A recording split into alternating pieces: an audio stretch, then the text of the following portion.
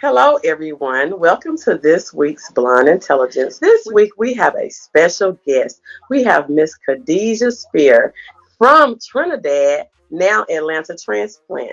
Say hello to everyone, Miss Khadija. Hi, thank you so much, Miss Ronnie, for having me. Thank you Um, for coming. it's always a pleasure to sit on shows like this to talk about the creative industries and the positioning of the creative industries, especially in a time like this, specifically music. As you said, I'm originally from Trinidad and Tobago. I Hmm. have I'm born and bred. I went to school there, I grew up there. My sister, however, has been in Georgia for just about 13 years as well. She came over here to go to school and she fell in love. She fell in love with where she went to Savannah's College of Art and Design in Savannah. And Hmm. after she was finished with college, she moved over here to Atlanta. And, from visiting her, she's like, oh my gosh, Khadija, you would fit in so much here. So I've been coming to Atlanta for 13 years. Hmm. And I met my husband in Atlanta, Okay. and that is the main reason why I made the transition because I was very, very comfortable home in the Caribbean, and Hmm. from working in the Caribbean, I've had the opportunity to work throughout the world. I was a member of the Trinidad and Tobago National Theatre Company that allowed me to travel, Okay. um, a part of the Malik Folk Performing Company and the Festival Theatre Company, some very reputable creative arts spaces in Trinidad and Tobago and the Caribbean and the larger world by extent. And so, yeah, I was very, very comfortable. I was doing drive time radio. Okay. I also did a talk show on the number one station, CNC3 in Trinidad and Tobago. Hmm. And my husband was at that time my boyfriend, the long distance. I got an also with him. And so of course I chose love. Hmm. So I'm here. I'm here. I Okay. actually just moved here. It's only been a year and 6 months since I've been Okay. here. Yeah. I know when we spoke earlier, you was telling me that you have worked in both the secular and the Christian section. Mhm. So just tell me a little bit about the difference in working in those two areas within the same, I would say, melting pot. Right. So straight out of school, I had the opportunity to work with some of the renowned artists in Trinidad and Tobago and the Caribbean for that matter. I Hmm. don't know if you ever heard of Destra Garcia. She's a very popular soca star. I was a creative director for a number of years, Okay. working with her. From St. Vincent and the Grenadines, I've worked with Skinny Fabulous, Okay. management, bookings, creative directing. Um, from Barbados, I've worked with Lil Rick. And then within that whole landscape of music, I've also worked with soca is an indigenous genre of music to Trinidad and Tobago. It was created by the late Garfield Blackman, Rashoti I, and his son Isaac Blackman. After seeing how well I work with other artists, he said, Khadija, I want you to manage me. And that is when I really started um working. Oh my gosh, no, I'm leaving out somebody. How dare me leave out somebody on an international platform like this? I actually first started working with Jay Prince. At that time, Okay. he was really up and coming. How could you leave out Jay Prince? He was getting a lot of international recognition throughout the Caribbean, Africa, Hmm. all over. And because of the work they saw me doing in the secular, knowing that I'm a Christian, and Hmm. I will not hesitate to say that on any platform, and as a Christian, he was like, Khadija, look at the great things you're doing out there. You have to bring that home, you know. And so I started working with him, and his career took off. And in working with him as well, a lot of other Christian entities started recognizing my work, and then everybody was interested, Okay. and working in the media as well. Working on secular radio stations to then working on a Christian radio station. And this particular Christian radio station was a part of an amalgam of other radio stations. Okay. So the media network, Guardian Media Limited in Trinidad and Tobago, had radio stations throughout the Caribbean and throughout the world, because we were also online.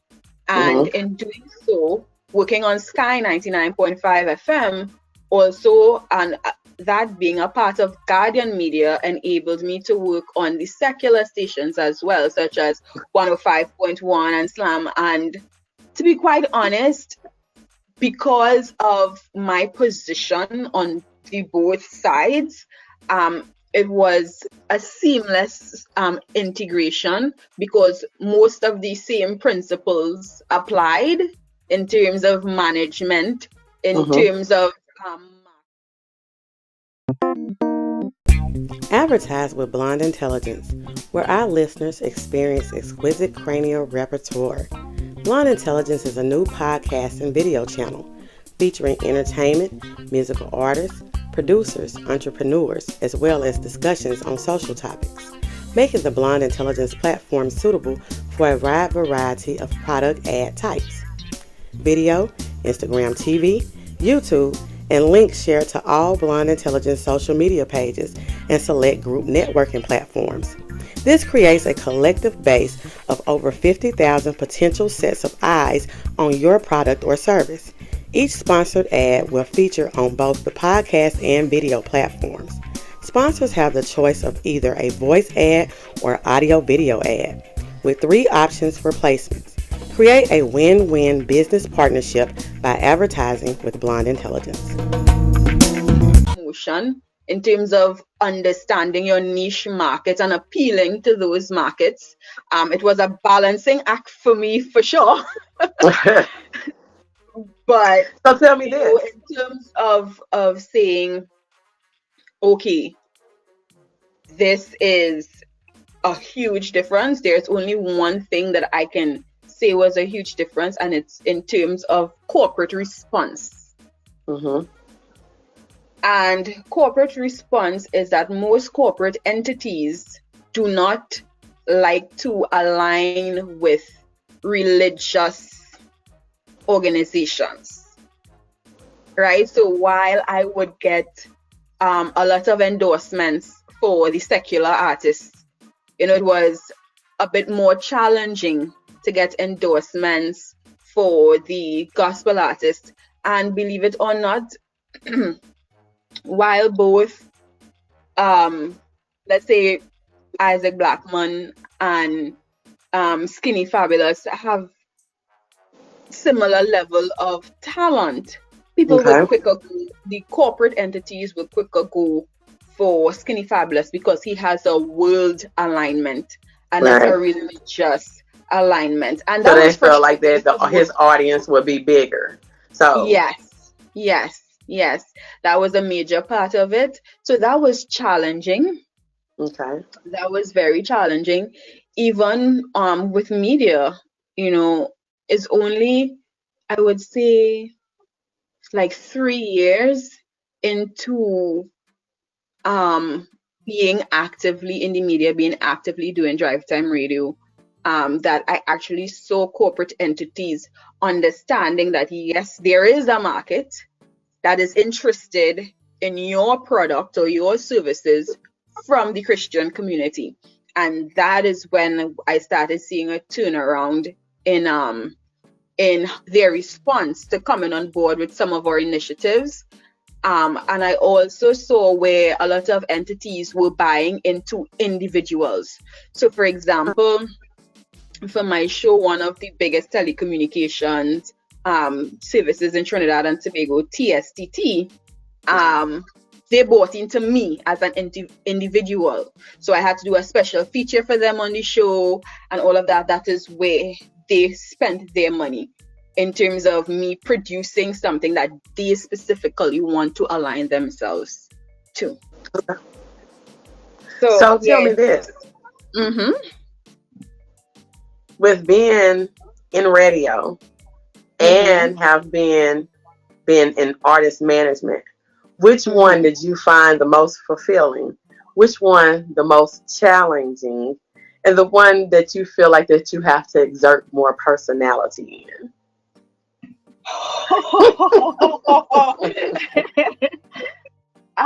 In terms of the most challenging, I would definitely say artist management.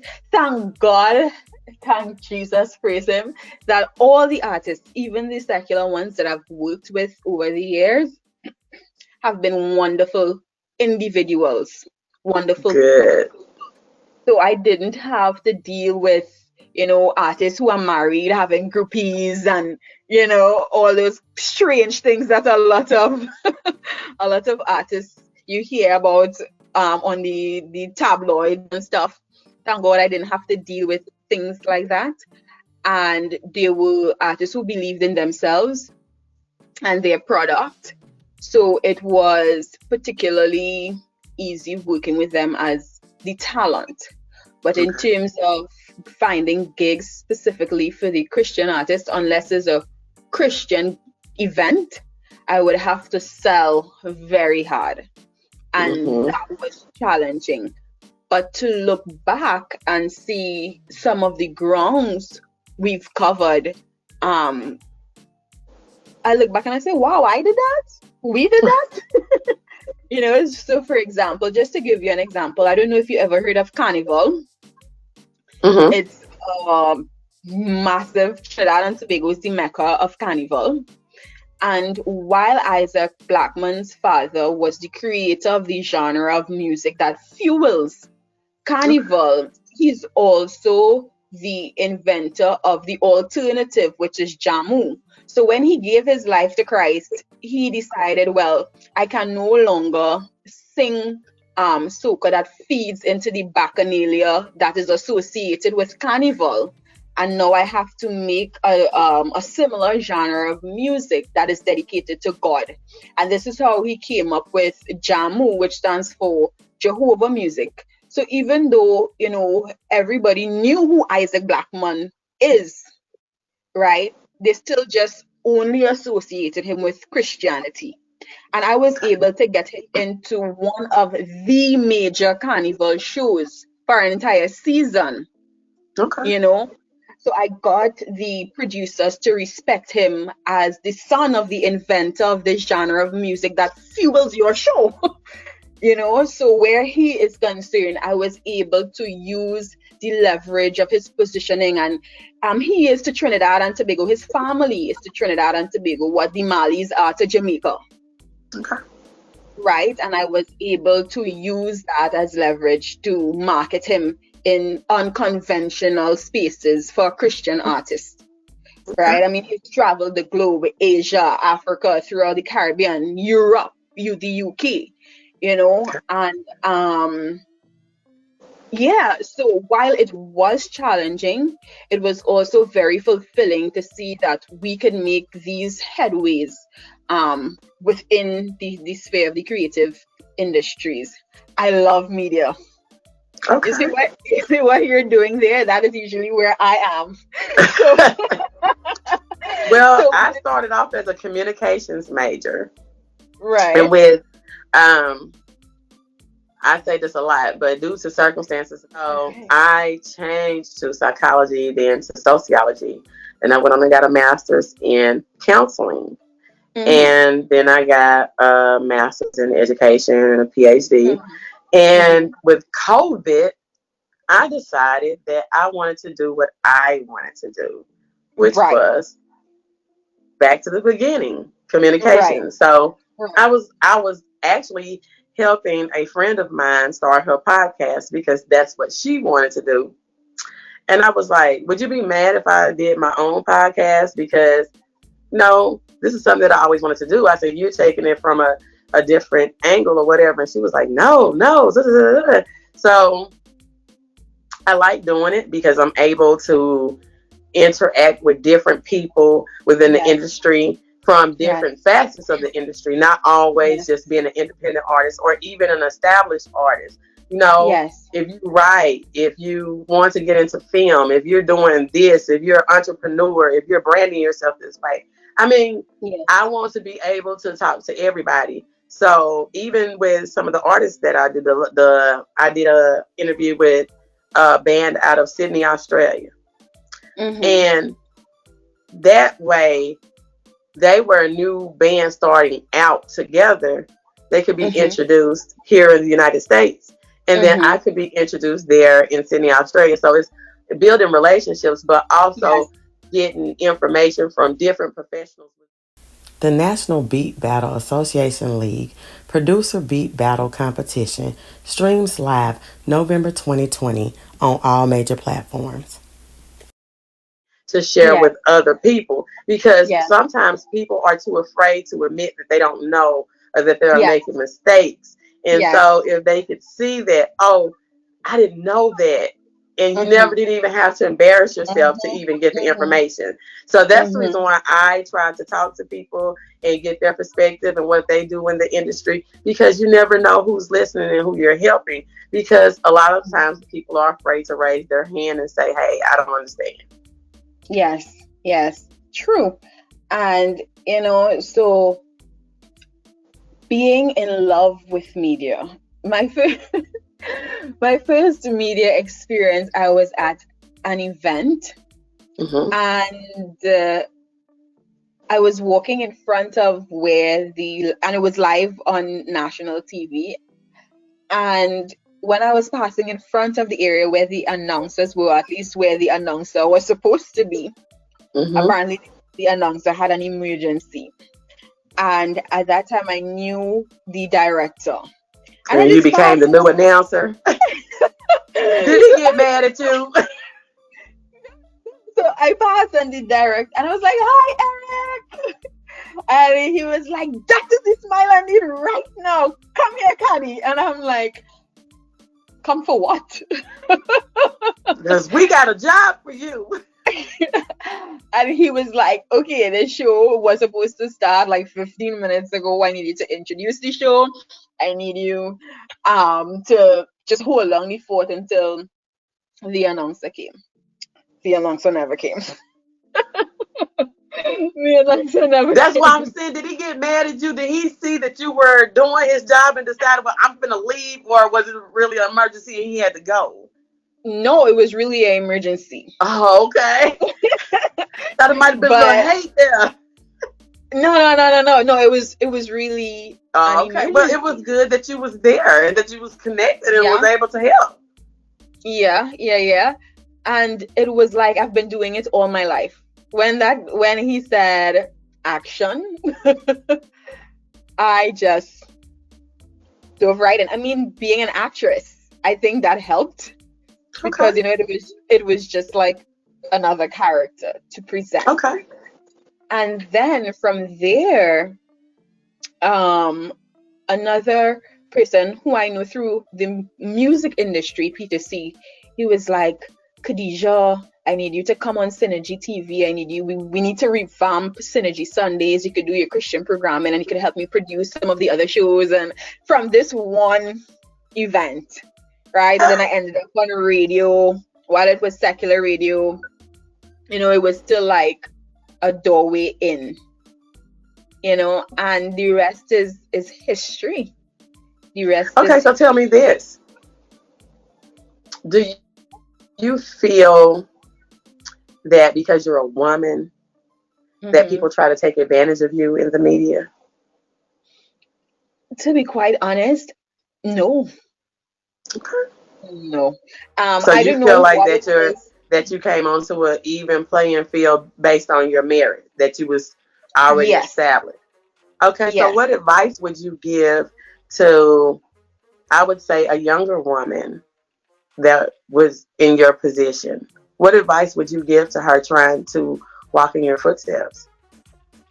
I would say to her to be true to herself and to be true to her passion and to pay attention to seasons in her life, because different seasons call for us to make tough choices in terms of the direction we would like our life to head in to. So I would say to her, once you have that passion, pursue it professionally. Because once you're a professional, as you said, people have to respect you based on your merit. Since I've been here, I've had the opportunity to audition for two major talk show positions. I got through with one, but I didn't like the remuneration package, plain talk, bad manners. And so I declined. But once you stay true to yourself, and once you always operate with a spirit of excellence, people are going to recognize your worth and they're going to honor you for it. And that's very Okay. important. Okay, so I have Yeah. a question. Mm-hmm. I do a lot of research and I look, and not to knock anybody's profession, but Mm-hmm. what do you think about some of these vloggers that call themselves journalists? Since you're a media professional. This has been a hard question for a very long time. Um, and Now you always have the option to pass. Now you always have the option to pass on that question. no. I am a free talker. Um, there was this one time when I had a serious conversation with the then general manager of GML, when he said to me, while you're a good journalist, you have a winning personality, and personalities are what sell. Mm-hmm. He did not put water in his mouth to say that. And it came from a conversation that was had in a meeting before, where they brought on someone who we didn't believe pronounced words properly, had challenges reading the news. But the person was very, very popular, had like almost 1 million followers on social media. And you But that's know, a case of quality versus quantity. it came across as though some of us were hating. But it was not that we were hating, it's that we hold the network and all the radio stations at a particular standard, right? And the thing about some of these non-professionals but very popular people is that they make genuine mistakes that can cost the station or cost whoever they're representing dearly. And I would even make a recent announcement. A radio station recently partnered with an anti-bullying campaign. Mm-hmm. And one of the announcers at an anti-bullying campaign said something that was so foolish. Everybody is asking, how could he even make that mistake? And some people saying, oh, we're thinking too much into it. But what he did was, in Trinidad and Tobago, there's a place very, very far, far, far south called Mm-hmm. Cedras. And he literally stigmatized the place by asking, Cedras have internet? How come what they're doing online? So How come they're doing it online? he unintentionally Yes, offended his yes, audience. He didn't research his audience. yes. He unintentionally offended his audience. Communications 101. Right? If he was a real professional who studied this thing like we did, I don't think he would have made that mistake. I mean, people are people. And in the That's name one of of the getting first a things that laugh, they teach you, though. You're supposed to research your audience. I mean, so yes, that would be something that a professional would do. I watched because I have a master's in counseling. I watched a vlogger do an interview with a lady, and the way that she introduced mental health into the interview was like very, very, very unprofessional. And she calls herself a journalist, Mm-hmm. but don't have a degree in anything. And Mm-hmm. I'm one of the people, I always tell people, your education is good. They always tell you that education is key to upward mobility and everything. But when you have creative talents, you actually don't need that. But you do need a specialization in it. So one of the things that I was always taught was you don't practice beyond your scope of expertise. With you Yes. being in the media, how do you deal with interviewing or even managing artists dealing with personal issues that may even be stigmatized or have a stereotype to it, just like mental health is not really accepted in the Black community? I mean, Mm-hmm. where do you draw the line?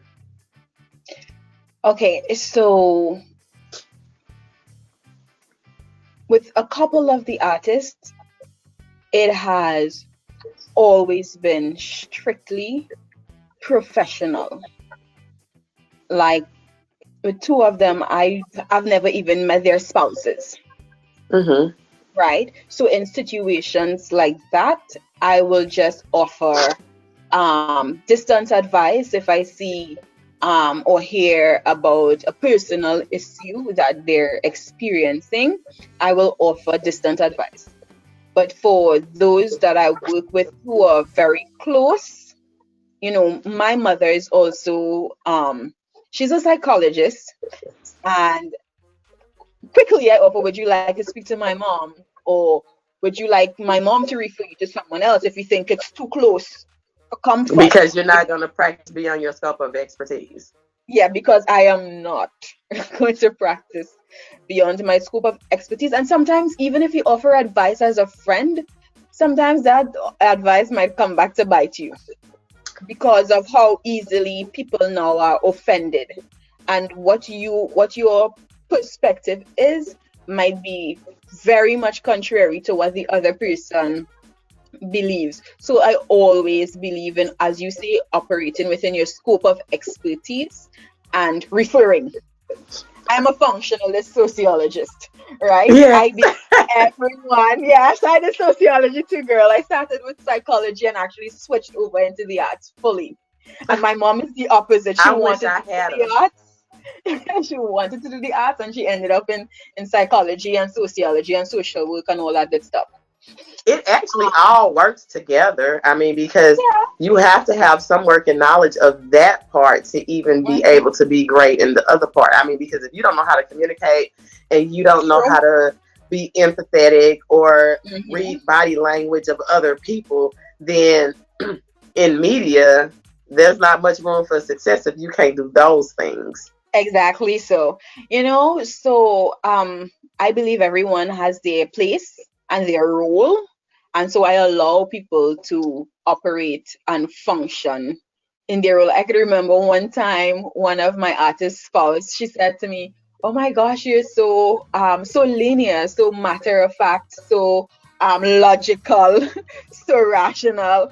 And in the beginning, like right after she said it to me, I felt a little bad because I thought she was saying that I'm not emotional or empathetic. But, after speaking to her about it probably like months later, because it really, rested with me, she said, "No, I just mean that you really put thought into things before Mhm. you offer advice or you say anything. You're always politically correct." And like my family, they don't think I'm politically correct at all.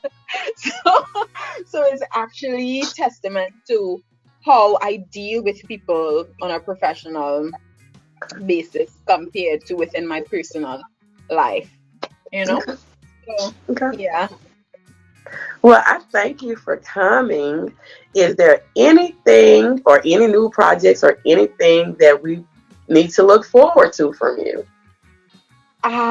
In terms of, well, since I've been here in Georgia, apart from, looking into media, I have been exploring my acting career as Okay. well.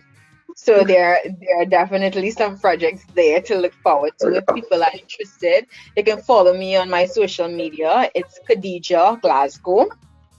on Instagram, Facebook. Well, those are the only two platforms I'm on. Yeah, I Instagram and missed Facebook. LinkedIn. Oh yes, right. And I recently joined LinkedIn like months ago. Yeah, so Well, LinkedIn that's as well. my platform that I love is LinkedIn, because when you're looking to actually connect with professionals, there are Right, actually some real professionals on LinkedIn, where as on Facebook you might not get that professional demeanor right, from right, right, people. right, right. So yeah, so well, Facebook, LinkedIn, and Instagram. And on a personal project note, I recently launched a conservative swim line.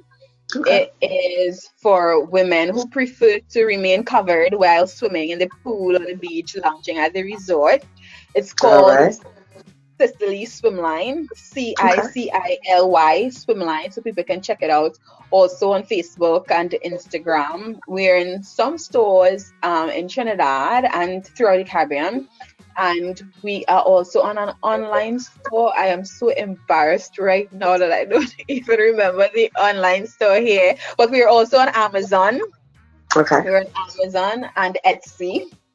Okay. There's a recent online store that's very popular. Shop or somebody that I not Shopify. remembering right now. Shopify. But yeah, Amazon and Etsy are very popular platforms, so people can always go there. Yeah, what else? That's about it for current projects. The swim line, and of course, because of signing non-disclosures and stuff, I'm not able to talk about the film projects at this Okay. time. Okay. Yeah, Well, I thank you for yeah. coming. It was very interesting, and I like the information that you provided. Thank you so much for having me. Thank you so All much, right. Ronnie. Thank you. All right. Bye bye. Advertise with Blonde Intelligence, where our listeners experience exquisite cranial repertoire. Blonde Intelligence is a new podcast and video channel featuring entertainment, musical artists, producers, entrepreneurs, as well as discussions on social topics, making the Blonde Intelligence platform suitable for a wide variety of product ad types. Video, Instagram TV, YouTube, and links shared to all Blonde Intelligence social media pages and select group networking platforms. This creates a collective base of over 50,000 potential sets of eyes on your product or service. Each sponsored ad will feature on both the podcast and video platforms. Sponsors have the choice of either a voice ad or audio video ad, with 3 options for placements. Create a win-win business partnership by advertising with Blonde Intelligence.